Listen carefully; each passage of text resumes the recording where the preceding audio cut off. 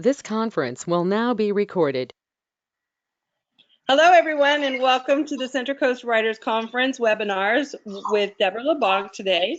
Deborah's teaching one of our master classes on ebook publishing. We were just talking about dead bodies. It was awesome. Deborah is a multi-published best-selling author from Lafayette, Louisiana. She is a licensed death scene investigator and a licensed private investigator, and has been active in paranormal and investigator for over 25 years. Deborah is currently the house, how do you say that? Oh, clairvoyant? Got it. For upcoming paranormal investigation television show, Through the Veil. She served 4 years as a president of the Horror Writers Association and 8 years as a president of the Writers Guild Academia, am I saying that right? Acadiana. Acadiana. I didn't say it right. Good shot, though. So Deborah's masterclass is going to cover everything from covers to characters, marketing, money, agents, and everything else. So today she's going to give us a little test of all of that, a little sample, and keep the dog. At some point, my dogs will come marching in here because it's time to throw the ball for them. Anyway, so welcome, Deborah. Tell us a little bit about you and your class. Hi, Terry. So I'm excited about making it to the conference. I think that it sounds like I have not been to your conference before, but I'm so looking forward to it. I've heard so many good things about it. And for all of you who are going there, congratulations, because you're going to pick up a lot of great information from a lot of talented people, and you'll have a great networking opportunity there. I'll be doing a master class on ebooks. It's the ebook extravaganza. When I go out to the conference, that's one of the things I'll be doing.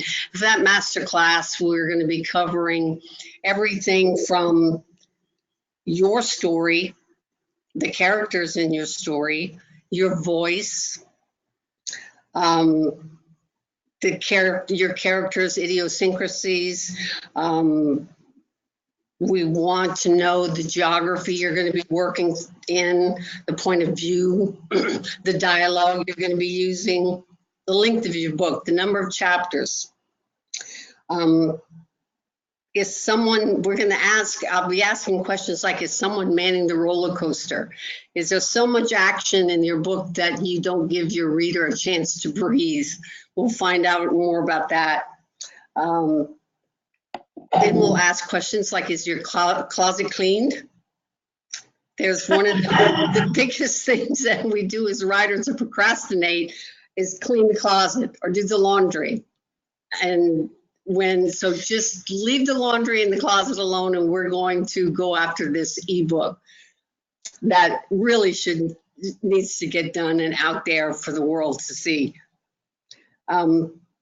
We'll talk about if your commitment switch is on. It takes a lot.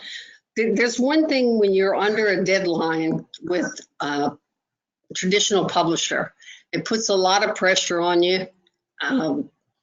Then you work with an editor who, some of them are really great. The ones that I've worked with are really great, but I've heard horror stories of authors who've had issues with editors who wanted to change the whole tone of their book. So when you're working with ebooks and something that you're going to be publishing yourself, you want to be triple careful about making sure you get all of these things right. We'll talk about editors a little bit later, because they're still important even with self-publishing. But right now, this baby is yours. So we're going to talk through all of these things to find out where you're standing in your story. And I'll ask you, why is your story exciting to you? And so that you can tell me and get me excited and looking forward to reading it.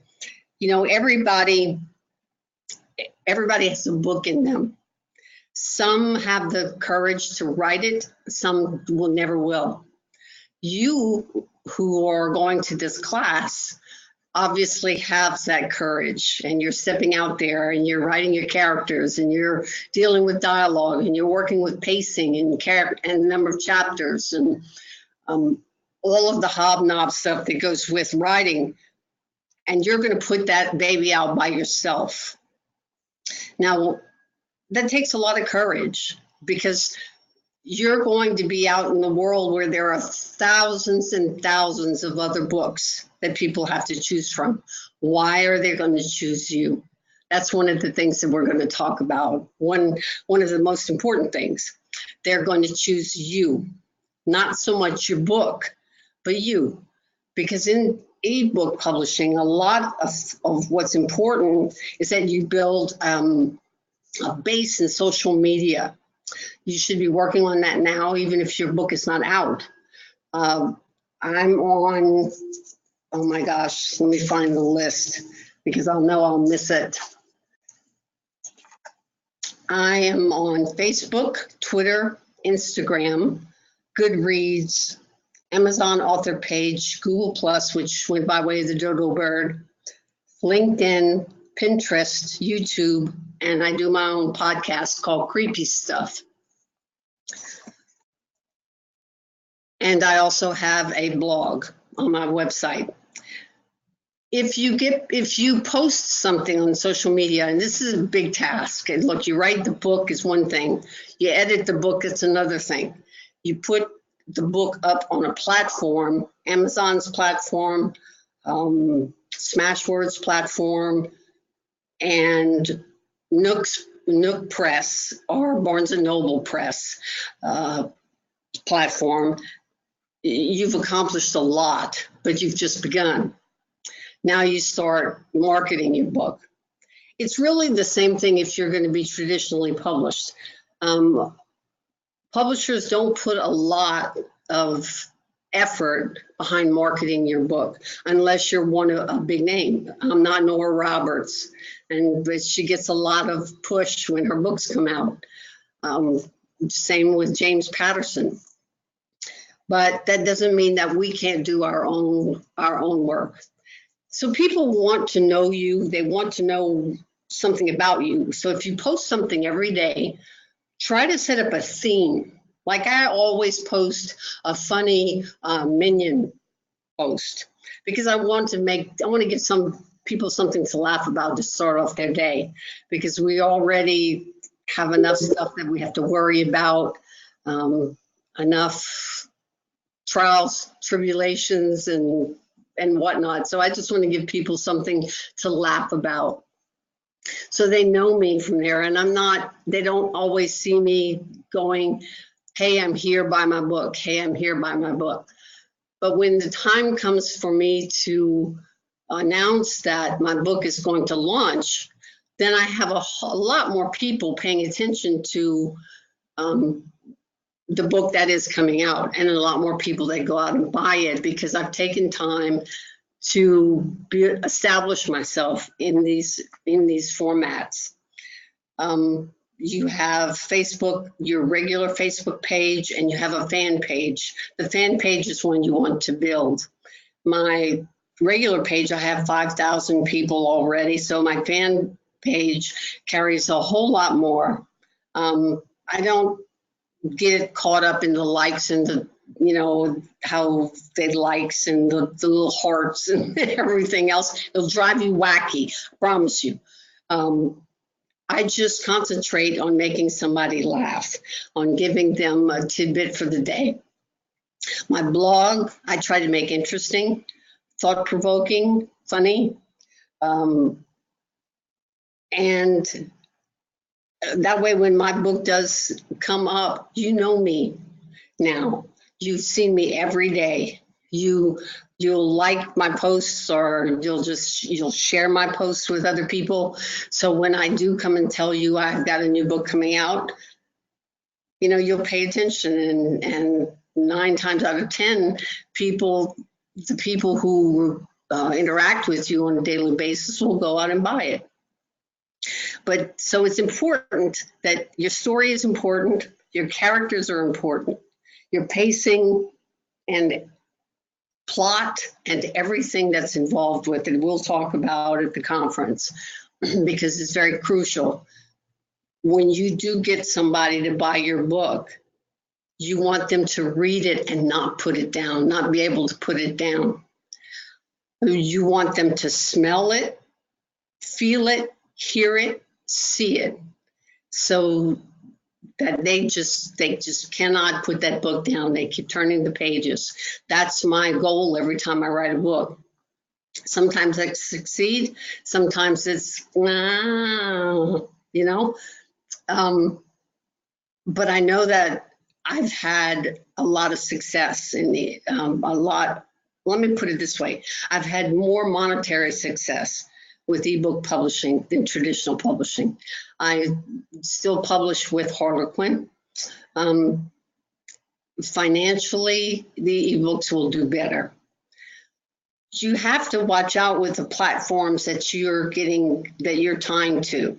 You can get on, this is a little controversial, but when you do have your ebook and you're setting up your platforms, you have Amazon, of course, who's the big dog out there, and they have Amazon Select, which means that you can only publish your book through them. I don't choose that option. They offer a 75% royalty rate for authors who do choose it. The problem is that if you choose it, you can't go to Smashwords. That means that people who have other forms of e-readers other than a Kindle can't download your book. Smashwords is able to tie to Mobi's. I don't know whatever other brands there, every other brand out there. And I prefer getting a check from 3 different sources than just one.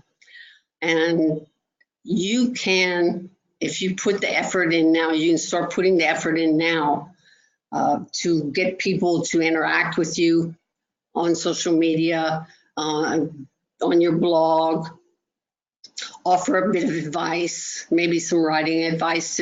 There are a lot of writers out there, a lot of people that are trying to write, want to write, and really don't know what steps to take next. So you can befriend some of them, help them out. You can collect your own street team.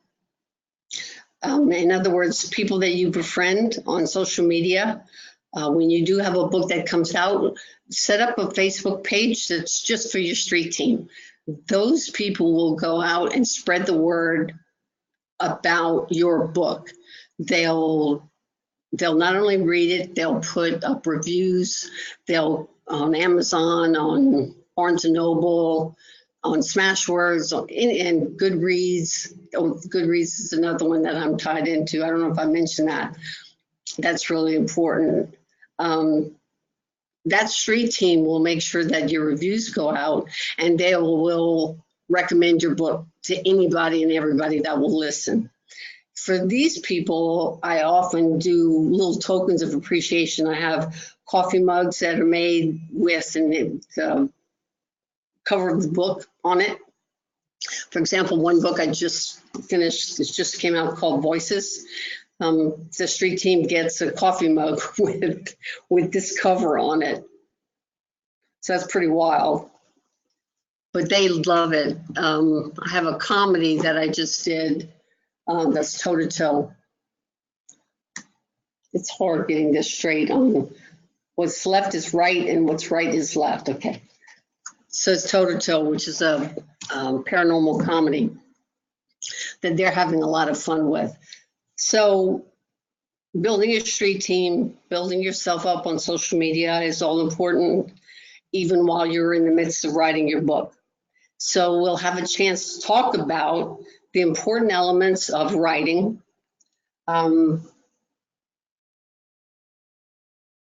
little nuances that you'll pick up in more detail in other classes, but I want to make sure that they're covered in this masterclass because it's very important. Just like it's important when somebody asks you, what is your book about, that you have that fine-tuned, the answer to that question, fine-tuned. In fact, I'm teaching a class at the conference. It's called In 25 Words or Less. and it teaches you how to condense the synopsis of your book to 25 words or less. So tell me what that book is about, so that I'm so interested, I can't wait for it to come out and read it. So we'll talk about that. You want to create a fan base other than your family. I've got a great family. They read everything that I write. I forget about it sometimes. And I've got friends in different places that can't wait for my next book to come out. But you always want to looking for the next person and the next person and the next person.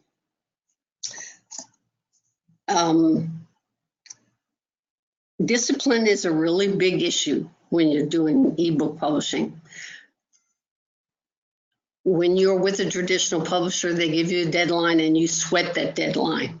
You can't sit at the computer and go, I'm having one of those days where nothing is coming through.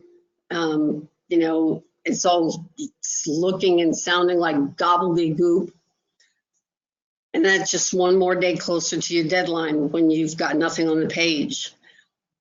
So that really sits on your shoulders like a huge gorilla. When you're doing ebooks, you need to set your own deadline and stay just as conscientious about that deadline as you would with the traditional publisher. Because if you don't, you're going to wind up dragging that puppy out for a year, 2 years, 3 years. You'll be 5 years down the road and you'll be saying, I'm writing a book. It's the same book you started 5 years ago. One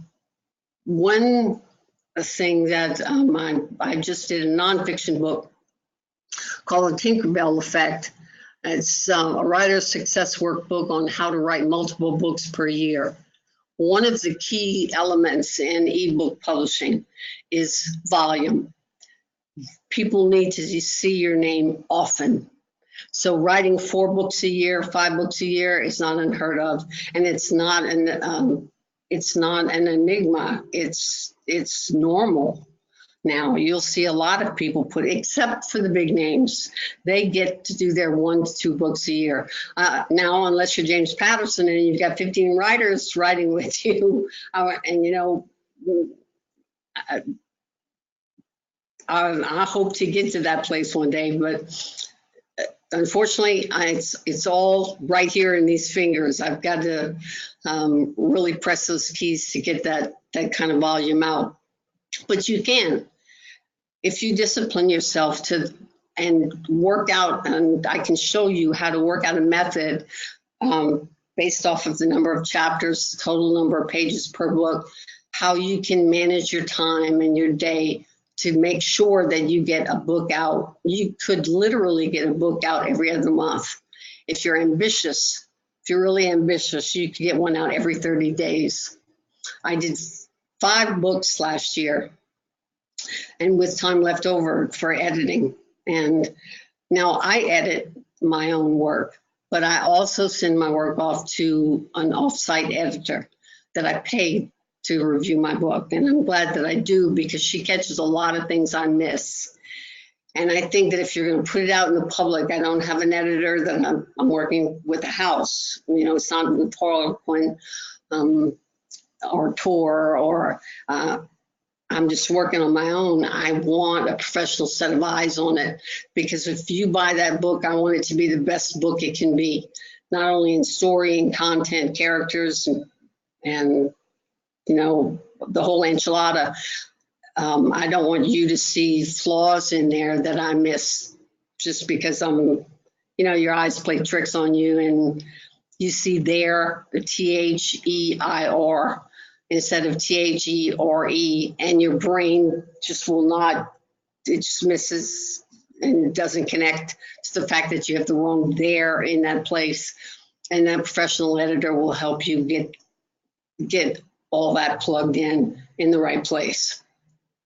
A professional editor, if you really want to do this right and make a living doing ebooks, it's worth it. It's worth paying an editor. They're going to charge either so much per page or so much per hour. I've worked with both types. So you're going to be looking at a 350-page book that will run you, somewhere around $700 to have edited. Cover is another thing that's very important. There are a lot of people that do their own covers. My suggestion is that you focus on your story, and unless you are a professional at Photoshop or some other artistic venture, that you leave the cover to a professional that really knows. Give them the idea that you have for it. They'll do 2 or 3 different styles for you to look at, and so you can see what you like or what you don't. One of this is one of the things that I love about ebook publishing, is that you do get to work with your cover. When you're with a traditional publisher, you can have some say, but once it goes into that art department and they put it out, then it stays. You like it or whether you don't like it, that cover's there. And I had that happen to one of my books last year. It was the end of a trilogy, and there was a big cataclysmic moment when 3 witch sisters get together. They're triplets, and it's a big cataclysmic moment. And it's called Witch's Fury. And the cover shows this woman with a cloak over her head. She's got rosy cheeks. She's standing at the shore of an ocean with a lantern in her hand, which has absolutely nothing to do with the book whatsoever. So it can be a bit frustrating. And though you look at the cover and you call up your editor and you're going, can you do anything? Please, I'll send, I'll get artwork done. I'll pay to have the artwork done, but please can this be changed? But once it leaves the art department, now you're done. So you can have fun. Keep your covers simple. You don't want them very busy where people can't really get a handle on what it is you're trying to project. And don't forget, you've got book cover to do, your cover copy to do in the back. I'll show you on Voices. That's just as important. This is, of course, the cover copy that anybody would read when they go into a store and they're looking about what the book is about. So you have to come up with that on your own. Your dedication and your acknowledgement pages, and you choose even your font, which is pretty cool. I did large print in toe-to-toe, and it came out to be a pretty decent sized book, but it's large print. So there are a lot of people that appreciate that. So other than going in, I'm really anxious to get into your work, to see what you're working on. I want to hear how your dialogue flows with your characters, because you want memorable dialogue, you want memorable characters. You want, if you're writing a series especially, you want people to fall in love with your characters and look forward for the next book and the next book and the next book. That's where your power is in the sort. It's like pulling the engine rope on a lawnmower. That's when you're going to rev up the engine, as you start putting out a series of books, and you can put out one every other month. You're going to start gaining some real traction.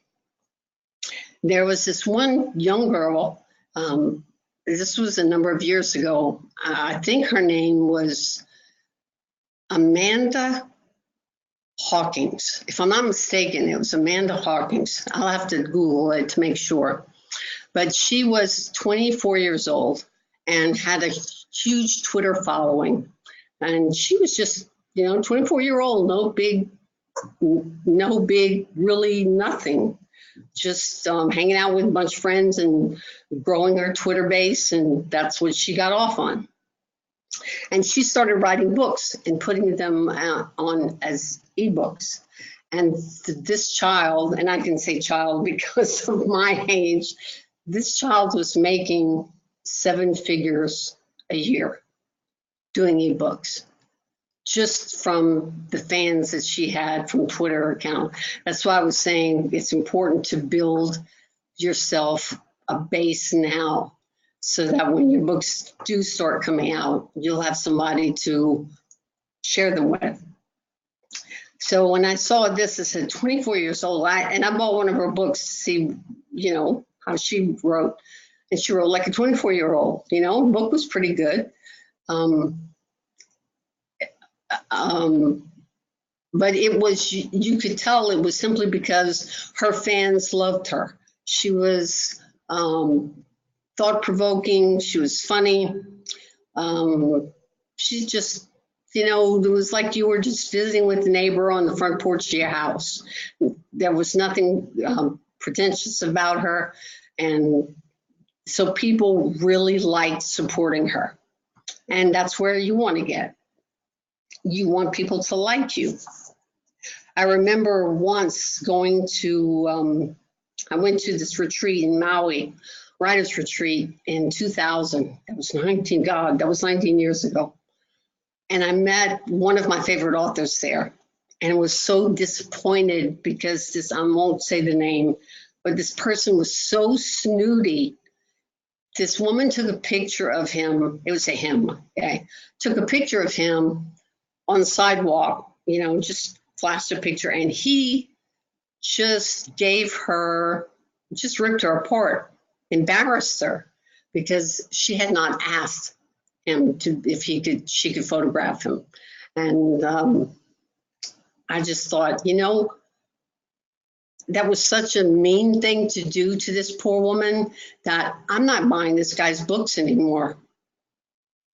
So you see, a lot of it has to do with you. And I didn't, by the way, I didn't buy any other books from him, by him. So we talk I said we'll talk about dialogue. We want that to be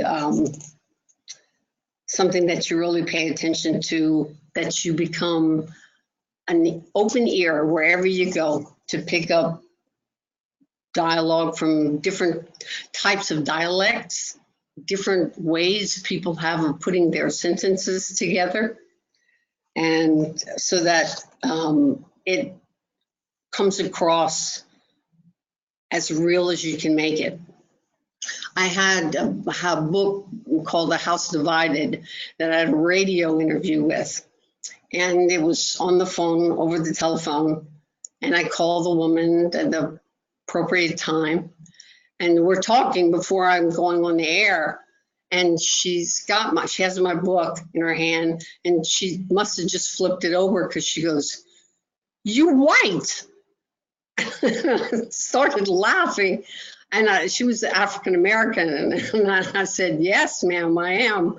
And she said, "Girl, I read that story, and it was like you or somebody from my hood. You could have lived there, you know, you could have lived there. I thought you were, you know, you were a sister," and which was a big compliment, because I did pay very close attention to getting that dialect right. And so when you hear stuff like that, you know you're kind of following the right path. And that was a lot of fun. It's just her expression is going, "You white." Some people would still argue that fact. I have some Native American in me, so I'm not that white, but you can hold contests. We'll get back to our books and ebooks. You can do contests. You can on launch day, you can do giveaways. You can have one day where you're going to sell your book for 99 cents when it normally sells for maybe $6.99, $7.99, depending on if you had it done hardcover or in trade paperback. You can run a sale. You can do, with Smashwords, you can actually do coupons where they'll get a certain percentage off. You can bring them with you to conferences, and whoever downloads your book will get whatever percentage coupon you print up from Smashwords. That's one thing that's pretty cool about them. And just getting someone started with series that you might be working on. Maybe you're working on the second or third in a series. If you do 99-cent job on the, or even free, your first book, at least you're getting somebody hooked on the story. It's like with Toe to Toe. I didn't do it free, and you don't want to do it free until the second book comes out. And to get people to read it and get involved with the characters so that they will then purchase book number 2. So there are different things that you can do because the book is yours. You own all the rights. That's what makes it so great. You want to make sure that you talk to other bloggers.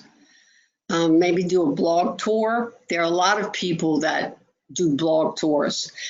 I find them a little time consuming, but useful. And you can Google blog tours and it'll pull up, it'll show you different people who do blog tours, who host blog tours. That's what I meant to say.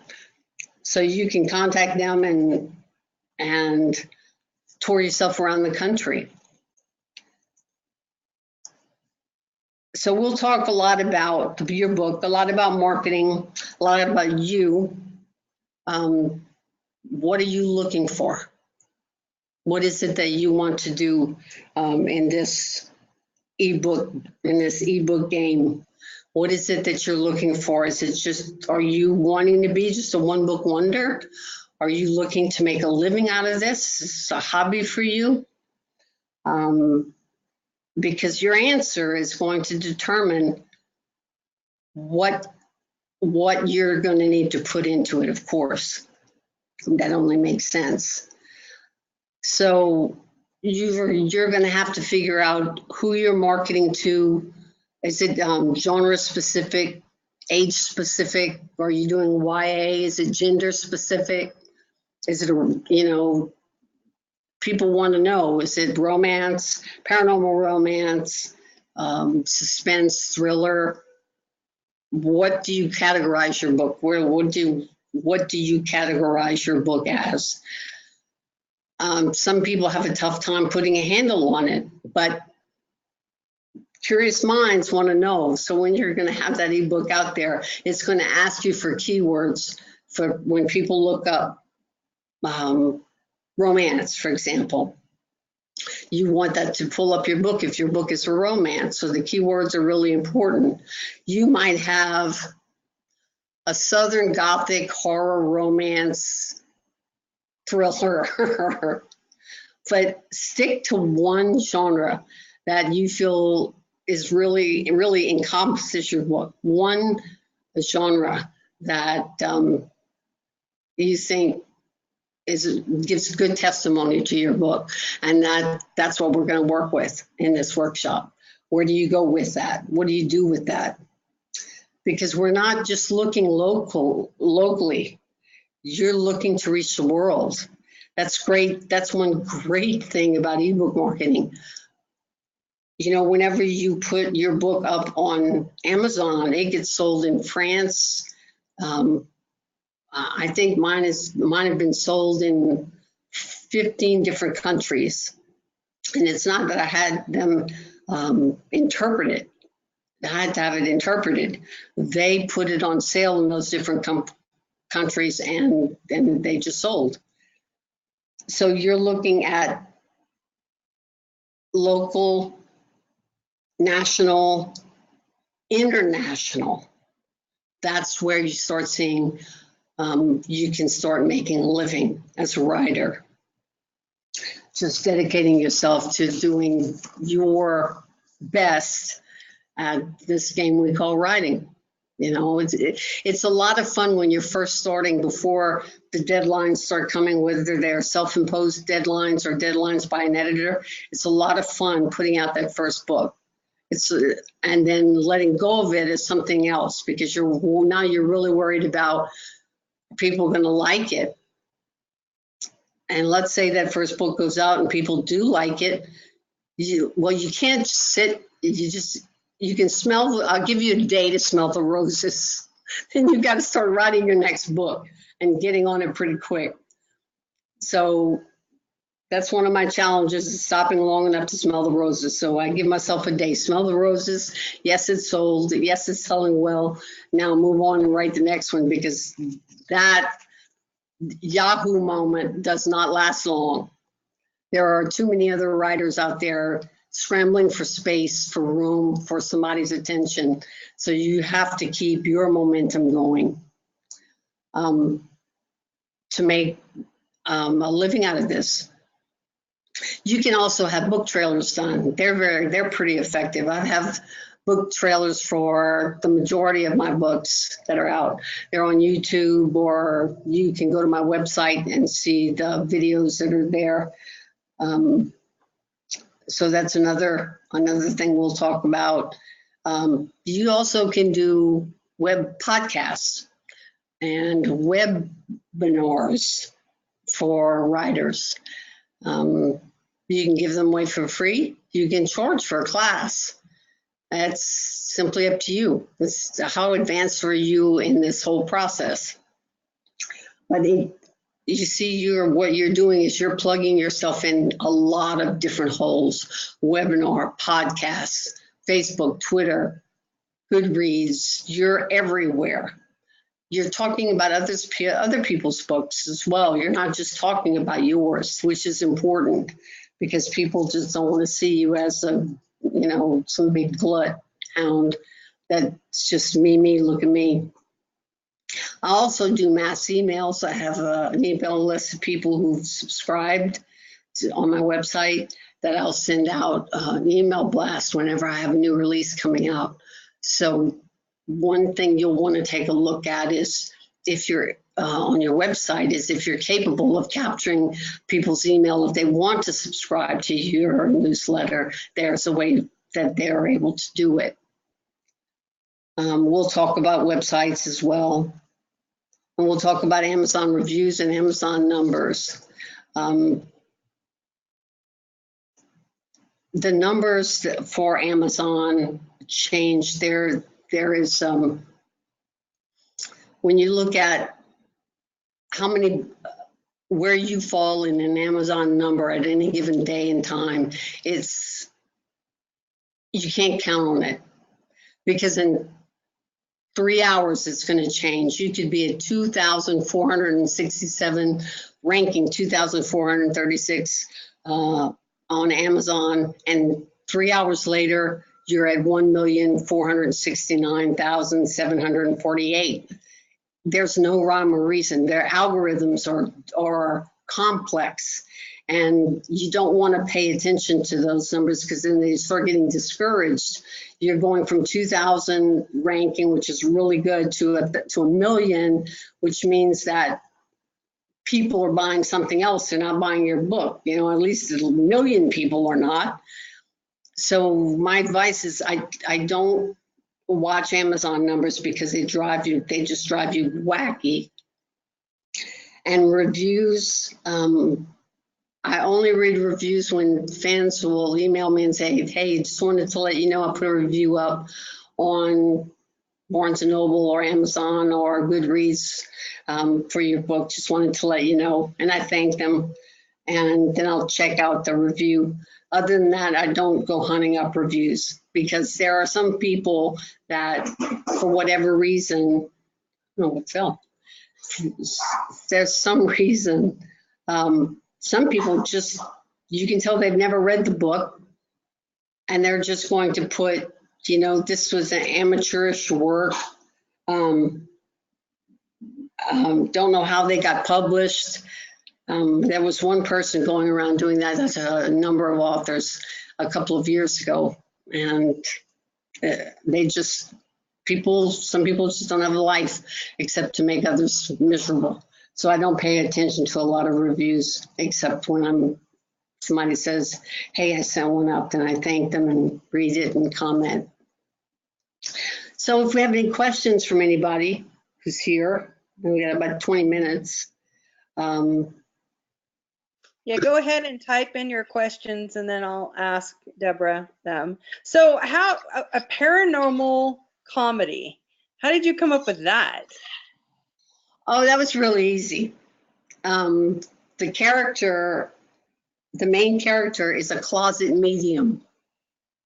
Ah, And she gets involved with a gaggle of misfits that have to do paranormal investigations for a television program. They have to look for go and hunt purported haunted locations. If they find out it's haunted, then they send the film crew and the film crew has their thing. But the scouting team gets paid, each member gets paid $500. And right now she's working at her family's funeral home, which she hates. And so she's working this job. Only her best friend knows she's a closet medium. So she can really tell if a place is haunted or not. Problem is that some of these ghosts have a tendency to follow her home. oh God, that sounds wonderful. Yeah, so you're all over the board with your writing, even with nonfiction. That's awesome. So do you find that, do you do most of your books so they're print on demand, or do you just do them as simply as ebooks? Print on demand and ebooks and audio. And is that process difficult for an author to do at this point? Audio books? No, the print on demand. I mean, No, it's not. You can go to Amazon has theirs. You can go to Lightning Source, which is another format. That format I found much more challenging than Amazon's. But it's true, it's really pretty easy. These books that I was showing you earlier are print on demand. nice. So explain to me what print on demand is to people that might not know. Somebody orders your book, Amazon prints it out right there, ships it out to the buyer, and that's it. You don't have to worry about returns. You don't have to worry about, just like with traditional publishers, when they give you an advance, some money's held aside for returns because different bookstores can return. They'll strip your book, send the covers back for returns, and which gets credited against your account, which always blew my mind. It was like, what if I went to McDonald's and got a burger and I ate the meat out of it and then brought it back and said, you know, I don't want this anymore. I want my money back. That's a good analogy. That's a really good analogy. So you said you do both now. You do ebooks and you also have a publisher for different books? Yes. And I also do audio books. And do you do the audio yourself? Oh no, I have Raven Book Audio that has a stable of readers, professional voiceover actors that I get to choose from, and I work with them. Awesome. And so what does your writing day look like? It's pretty hectic. I have a very standard routine. My first job in the morning when I get up is to wake up.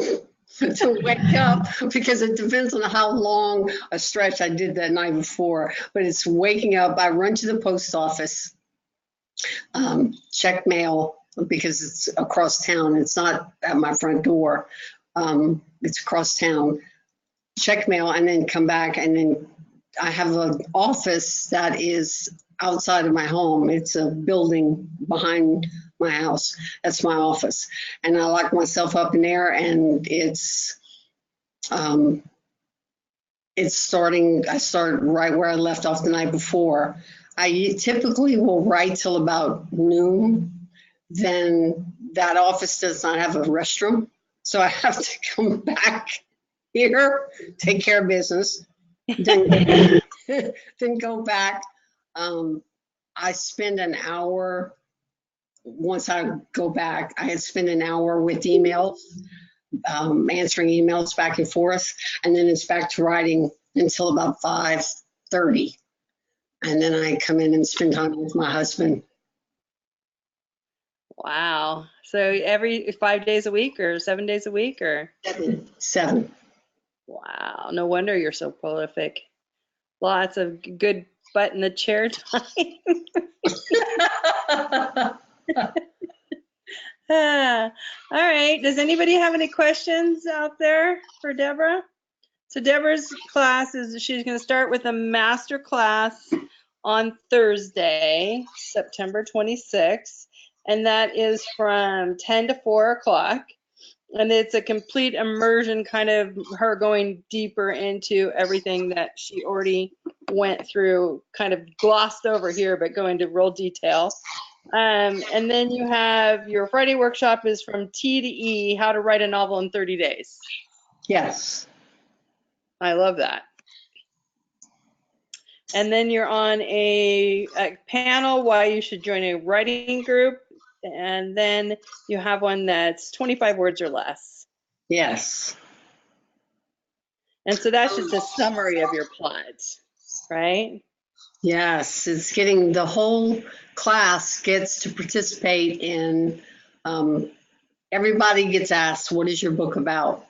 And the whole class participates in helping you shortening it up, putting more action into it. You know, we really put you on stage because the whole purpose of this is so that you get better at what you do. I can pat you on the back no matter what you say and tell you, great job. But I know from the years of I've been in publishing with editors I've worked with, you know, somebody tells you, what is your book about? Well, there was this girl, you know, she went, like she lived in the South. And then, but wait, her cousin moved in from Cincinnati. And they were like mean people. They moved next door. And then they brought some dogs with them. And this girl was allergic to the dogs. But then there was a murderer that came from Ohio. And he moved in this trailer park, which wasn't far from where this other girl lived. And wait, let me go back a step. The cousins, there were actually two cousins that got married. Do you ever have somebody tell you that? What is your book about? We will be honing you down to where it's just smooth as glass. And no one will be able to resist, but can't wait to read your book. Awesome. All right, so we have a question. Sharon asked you, explain a little bit more on print on demand. Are there certain companies to deal with for print on demand or only Amazon? No, there are different companies. Lightning Source is one. There are other companies that charge you. Is Lightning Source free? I'm sorry?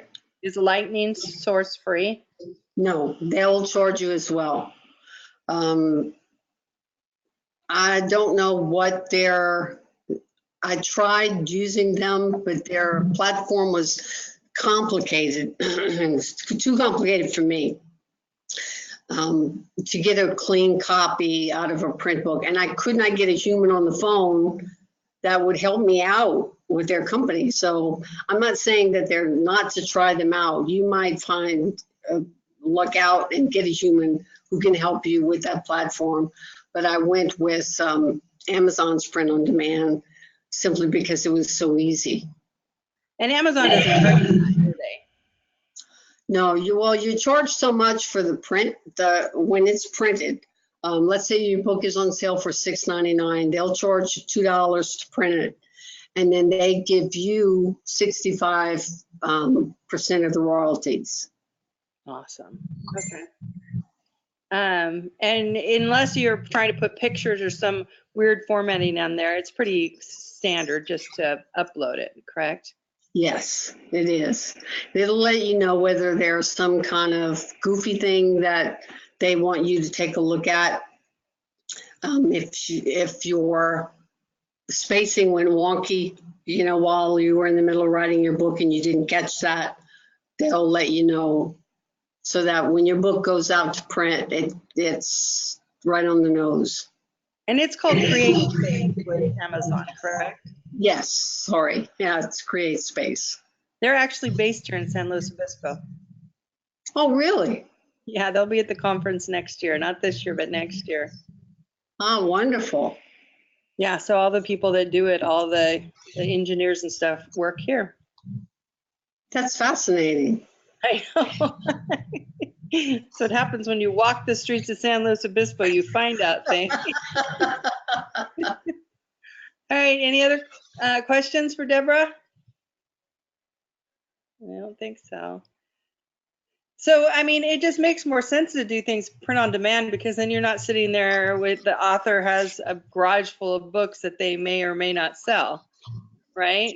That's true. You can go with some companies where you have to buy your books, like 5,000 or 10,000 books. So you've got all this inventory and money sitting in your garage, and what are you going to do? Load them up in your truck or the back of your trunk and go from bookstore to bookstore. I prefer print on demand. Yeah. And there are some bigger cities that have, the bookstores have a print on demand printer inside the bookstore, correct? Yes. Definitely not in Louisiana. Definitely not in San Luis Obispo. We're lucky we have copy machines. All right, I have another question. Have you ever heard of anyone using e-publishing for fundraising? Sell a book for a charity purpose? How does that work? I've heard some people that have contacted me about putting a story in an anthology that they were going to do as an ebook for charity. And I opted not to participate because some of them are legitimate and some are not. If you're going to put an ebook out for charity purposes, I think that's a great idea. There isn't any reason not to. If you're going to write it and you want to give all the proceeds to charity, then go for it. Yeah, I teach that I have a social marketing or a nonprofit fundraising classes that I teach. And one of the things that I teach is if you want to kind of spread the word, write a 100-page ebook and put it in print on demand. And then it's just like any other book.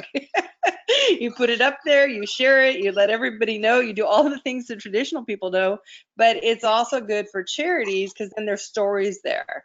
So people say, well, how did you start this charity? They can sell them a book, and they have things that they can sell at different fundraisers or just when they're showing off who they are and stuff. So yeah, anybody can sell a book, and then you can give the money to anybody you want. I would suggest giving it all to me. I can give you my P.O. box. There you go. If you want to split, share. Karen, did that answer your question well enough? Because that's the cool thing I like about ebooks is that they don't have to be a certain amount of pages.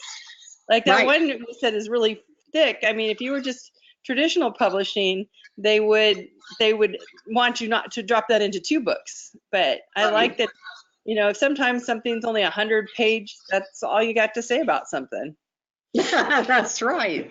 All right, well, thank you, and we will see you in 3 weeks at the Writers Conference. Please sign up for Deborah's Masterclass. I think it's going to be masterful. I'm looking forward to it. Thank you, Deborah. Thanks a lot.